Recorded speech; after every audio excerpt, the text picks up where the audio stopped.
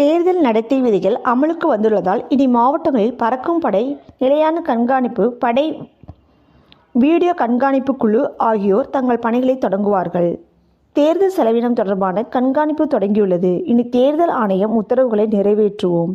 இனி ஒவ்வொருவரும் அதிகபட்சமாக ரூபாய் 50,000 வரைதான் ரொக்க பணத்தை கொண்டு செல்ல முடியும். 50,000க்கும் மேல் உரிய ஆவணம் இல்லாமல் பணம் எடுத்துச் செல்ல தடை விதிக்கப்படுகிறது.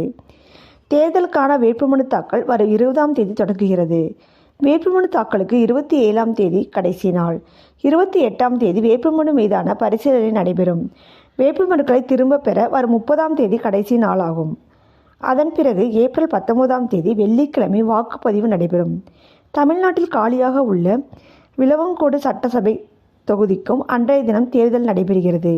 தேர்தல் தேதி அறிவிக்கப்பட்டுள்ளதால் தேர்தல் நடத்தை விதிகளும் அமலுக்கு வந்துள்ளன. நாடு முழுவதும் தேர்தல் திருவிழா தொடங்கியுள்ள நிலையில் வாக்களிக்க வாக்காளர்கள் ஆர்வமாகியுள்ளனர். வரும் தேர்தலில் வாக்களிக்க 96.8 கோடி பேர் தகுதி பெற்றுள்ளனர்.